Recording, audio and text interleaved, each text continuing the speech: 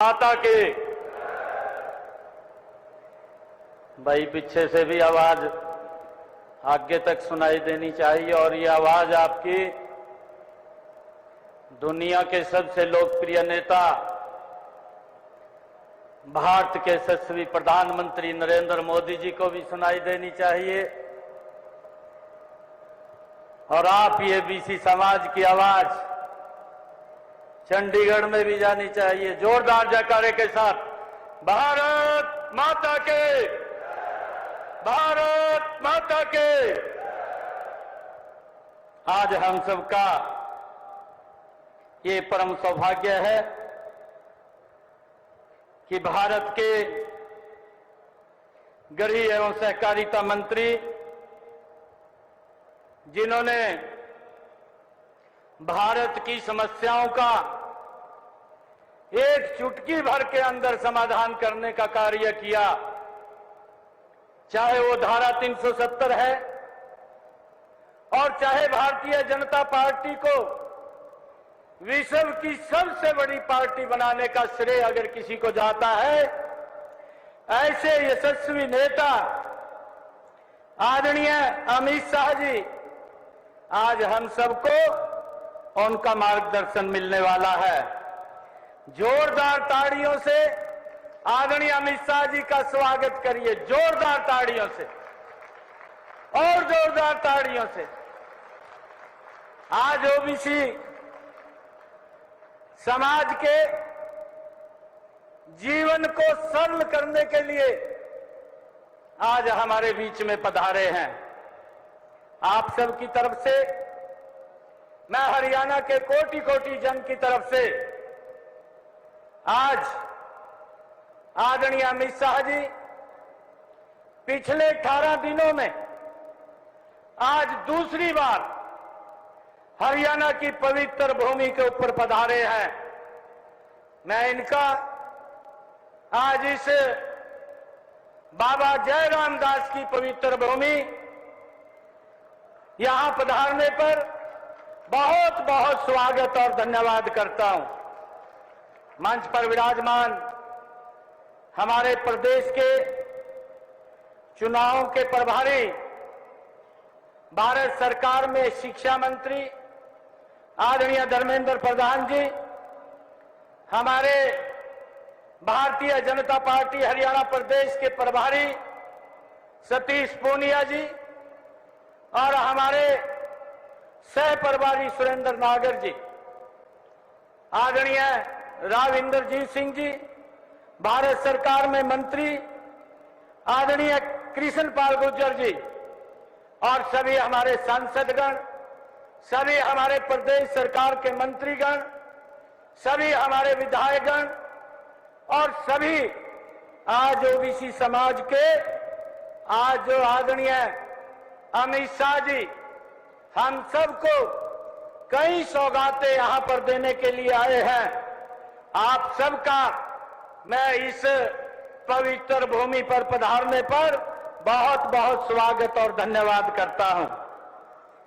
मुझे गर्व है कि आज इतनी बड़ी संख्या में बीसी समाज के हमारे भाई बहन मैं इस पवित्र भूमि के ऊपर देख करके भाव विभोर हो रहा हूं। ऐसा लग रहा है अपने विशाल कुटुंब के अंदर के बीच में आ गया हूं, अपने परिवार के बीच में।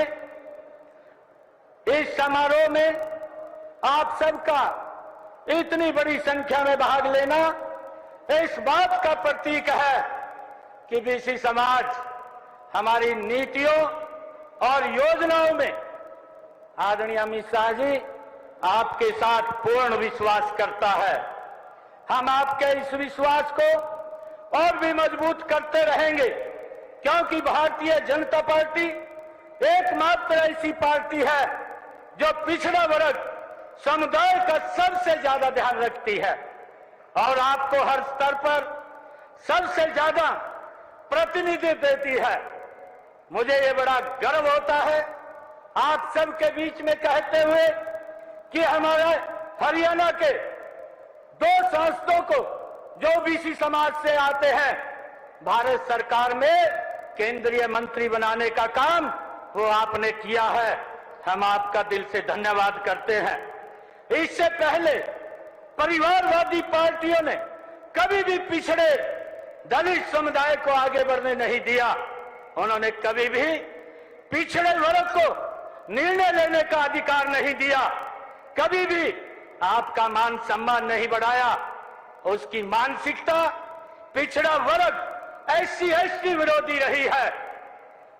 परिवारवादी पार्टियों के संरक्षण में सिर्फ उनके नाते रिश्तेदार फलते फूलते रहे हैं। उन्होंने भ्रष्टाचार, भाई भतीजावाद और क्षेत्रवाद को बढ़ावा देने का काम ये किया है। परिवारवाद की मानसिकता के चलते ही कांग्रेस ने कभी भी पिछड़े वर्ग से मुख्यमंत्री नहीं बनने दिया। मैं धन्यवाद करता हूं आदरणीय अमित शाह जी आपका, आदरणीय नरेंद्र मोदी जी का। पहली बार हरियाणा प्रदेश से, एक पिछड़े समाज से, एक गरीब परिवार से आज एक मुख्यमंत्री आपने बनाया है। मैं आपका दिल से धन्यवाद करता हूं। मुझे ये खुशी है कि हम जानते हैं पिछड़े समुदाय में बड़ी संख्या में हाथ से काम करने वाले हमारे कौशल युक्त भाई बहन आते हैं। हमारे मिट्टी के बर्तन बनाने वाले, जेवर गढ़ने वाले, कपड़े सिलने वाले, मूर्ति मकान आदि बनाने वाले सभी साथी पिछड़े वर्गों में ही आते हैं। आपका देश के निर्माण में बड़ा योगदान है। इसी के प्रति कृतज्ञता व्यक्त करते हुए माननीय नरेंद्र मोदी जी ने 17 सितंबर 2023 को प्रधानमंत्री विश्वकर्मा योजना उसकी शुरुआत की, जिसका लाभ हमारे ओबीसी समाज को मिल रहा है। मुझे ये खुशी है कि जब से आप लोगों ने 2014 से इस देश के ऊपर आप लोगों ने जो पिछड़े वर्ग को सम्मान दिया है, मुझे ये गर्व होता है आज पिछड़ा समाज के बीच में बताते हुए कि आदरणीय नरेंद्र मोदी जी जब ओबीसी आयोग का बिल लेकर के आए, भाइयों कांग्रेस पार्टी ने उसका विरोध किया और कांग्रेस पार्टी लगातार उस सोच के आधार के ऊपर काम करती रही कि पिछड़े को एक वोट बैंक के इस्तेमाल में किया जाए, उसको अधिकार न दिए जाए। परंतु ये अधिकार आपने ओबीसी समाज के सुरक्षित भी किए हैं और अधिकारों को देने का काम भी ओबीसी समाज को आपने किया है। मैं आपका आज इस हरियाणा की भूमि के ऊपर बहुत बहुत स्वागत करता हूं और मुझे इस बात की खुशी है कि जब से ओबीसी आयोग बना है, ओबीसी आयोग को आपने संवैधानिक शक्तियां दी हैं। आज हमारे ओबीसी समाज के बच्चों को चाहे केंद्रीय विद्यालय है, नवोदय विद्यालय है, सैनिक स्कूल है, MBBS के अंदर है, हमारे बच्चे आज उसमें एडमिशन ले रहे हैं। ये आपकी नीतियों का परिणाम है। मैं दिल से धन्यवाद करता हूं आपका। आप आज हम सब के बीच में आए हैं। जो कुछ और छोटी समस्याएं थी, हमने आपके समक्ष ये प्रस्ताव रखा और आपने 1 मिनट के अंदर उस प्रस्ताव को स्वीकार करते हुए कहा कि मैं हरियाणा के अंदर अपने भाइयों के बीच में आकर के उन बातों को मैं सरल करने का काम करूंगा।